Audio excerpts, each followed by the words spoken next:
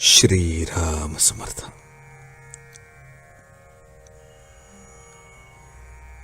मी फक्त एका नामातच आहे.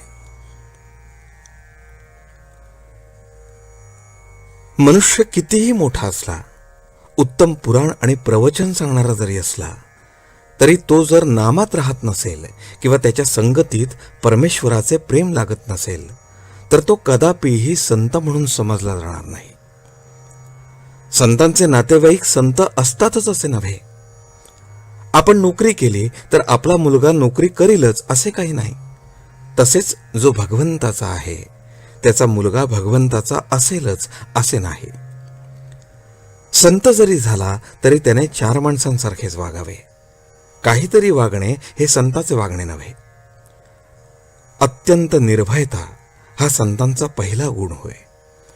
कारण सर्व ठिकाणी मीच आहे ही भावना झाल्यावर भयाचे कारणच उरत नाही. साधूच्या अंतःकरणामध्ये भयाचा संकल्प नसल्यामुळे वाघ, सिंह, साप त्याला त्रास देत नाहीत.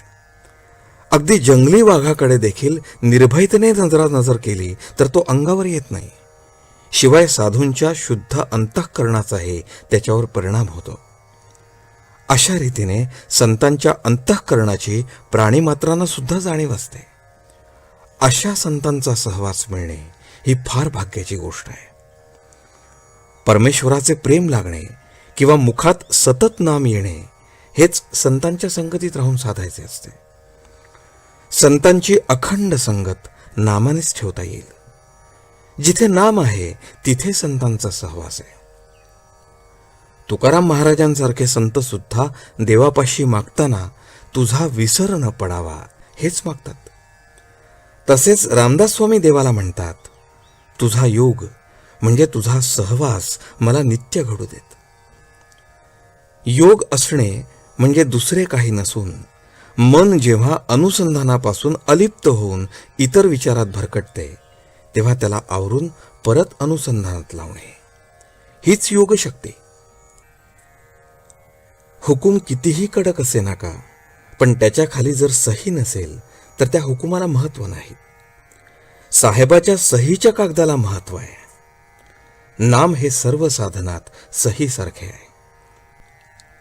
एका मुलाला अत्यंत राग येत असे. रागाच्या भरात तो आपले डोके आपटून घेई. त्याला मी सांगितले, रोज स्नान झाल्यावर आपल्या पोटावर गंधाने रामनाम लिहून ठेव आणि ज्या ज्यावेळी राग येईल त्यावेळी त्या नामाकडे पहा. आणि त्या प्रयोगाने त्या मुलाचा राग आपोआप शांत झाला. खरोखर नामात किती प्रचंड शक्ती आहे. अनुभव घेऊन पहा. मी आजपर्यंत सर्वांना नामच सांगत आलोय. मी इथे नाही, मी तिथे नाही, मी गेलो नाही, मी जात नाही, मी फक्त एका नामातच आहे. ज्याच्याजवळ भगवंताचे नाम आहे त्याच्या मागे पुढे मी आहेच. आजचे बोधवचन. तुम्ही भगवंताचे नाम घ्यावे या पलीकडे सत्य सांगतो मला कसलीही अपेक्षा नाही. जानकी जीवन स्मरण.